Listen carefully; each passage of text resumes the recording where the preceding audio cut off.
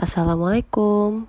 Hai semua, bertemu lagi dengan Ibu pada pelajaran geografi. Pada video kali ini, kita masih melanjutkan pada pembahasan dinamika kependudukan. Jika pada video sebelumnya, kita sudah belajar tentang cara mengolah atau menganalisis data kependudukan seperti seks rasio, dependensi rasio, angka kelahiran, serta angka kematian. Kali ini kita akan membahas bagaimana cara mendapatkan data-data kependudukan, serta mengetahui seperti apa contoh penyajian data-data kependudukan. Langsung saja ya, kita simak berikut pemaparannya. Pada video sebelumnya, Ibu sudah menjelaskan tentang bagaimana cara kita menghitung angka kelahiran, angka kematian, atau kalau misalnya kalian berpikir kok bisa ya kita tahu negara kita itu menjadi negara keempat dengan jumlah penduduk terbanyak. Data-data seperti itu sumbernya dari mana ya? Nah, data-data tersebut biasanya bersumber dari lembaga yang memiliki sumber data yang kita butuhkan. Khususnya jika kita bicara tentang data kependudukan, yang mengadakan adalah Badan Pusat Statistik atau disebut BPS, dan badan-badan sumber kependudukan lainnya. Sampai di sini dapat dipahami ya. Kalau begitu, kita lanjut ke slide berikutnya. Jenis data dibedakan berdasarkan sumber perolehan data itu sendiri. Nah, ini dibedakan menjadi dua. Yang pertama, data primer.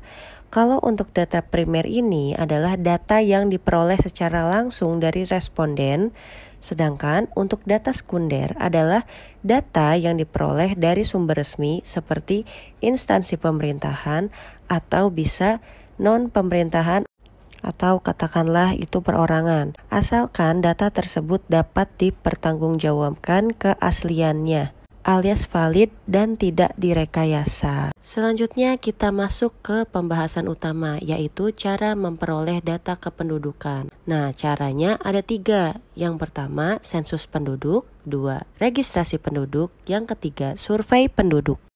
Kalian pastinya udah sering dong dengar kata sensus.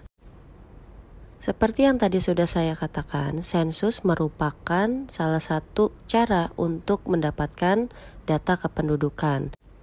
Nah, kira-kira data seperti apa yang bisa kita dapatkan dari sensus ini? Di antaranya mulai dari aspek sosial, demografi, serta ekonomi. Adapun dalam pelaksanaannya, sensus penduduk dapat dibagi menjadi 3. Yang pertama adalah berdasarkan jenis sensusnya. Nah, ini tergantung event orang yang melakukan sensus tersebut dalam rangka apa. Apa mensensus penduduk, sensus perumahan, sensus industri, atau sensus pertanian. Yang kedua adalah berdasarkan tempat tinggalnya. Dibedakan menjadi 2, ada yang de jure, ada juga yang de facto. Perbedaannya, untuk yang de jure, misalnya karena saya orang Cikarang, maka ketika sensus dilakukan di Cikarang, saya akan masuk ke dalam hitungan sensus penduduk tersebut sebagai warga Cikarang. Lalu orang yang KTP-nya daerah lain seperti apa? Nggak akan masuk. Dia akan masuk tetap di tempat daerah KTP dia berasal. Sedangkan untuk sensus de facto, ini adalah sensus yang ditunjukkan kepada setiap penduduk yang pada waktu diadakan sensus berada dalam wilayah atau negara yang bersangkutan. Jadi walaupun KTP-nya bukan orang asli Cikarang, kalau dia sedang berada di Cikarang, maka akan tetap didata sebagai manusia yang hidup dan berada di Cikarang. Atau tergantung di mana tempat dia saat itu sedang berada. Paham ya perbedaannya? Kemudian yang ketiga, berdasarkan cara pengumpulan datanya. Di sini ada 2, householder dan canvasser. Perbedaannya, jika householder, pendataan itu dilakukan secara mandiri oleh keluarga yang disensus. Metode ini pernah tuh waktu itu diberlakukan ketika kita harus mengisi data sensus secara online. Selain itu, metode canvasser ini merupakan pendataan yang biasanya dilakukan dan diwawancarai oleh petugas sensus secara langsung yang datang ke rumah kalian. Biasanya diwakilin sama orang-orang desa, karang taruna, dan sebagainya. Setelah sensus, selanjutnya ada registrasi penduduk, di mana biasanya dilakukan dengan cara mencatat peristiwa-peristiwa penting dalam kependudukan.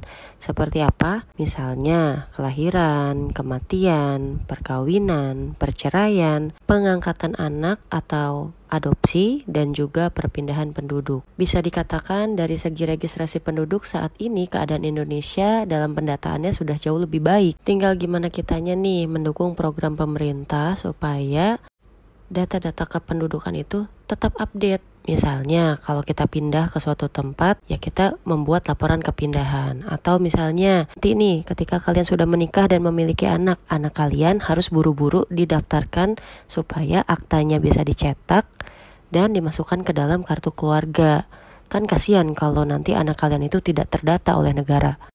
Yang terakhir adalah survei penduduk. Biasanya dilakukan untuk mendapatkan informasi yang berkaitan dengan permasalahan sosial, ekonomi, psikologi, dan juga faktor lainnya yang dapat mempengaruhi aspek demografi secara umum. Misalnya kelahiran, kematian, dan juga migrasi. Setelah kita tahu cara menganalisisnya, cara mendapatkan datanya, nah ini dia 3 jenis cara penyajian informasi kependudukan yang bisa kalian terapkan. Bisa dalam bentuk peta, tabel, maupun grafik. Bisa pakai grafik garis ataupun diagram, disesuaikan saja dengan kebutuhan. Sampai situ saja ya, semoga penjelasan Ibu cukup dapat mudah kalian pahami. Sampai jumpa di video berikutnya. Terima kasih sudah menonton. Assalamualaikum warahmatullahi wabarakatuh.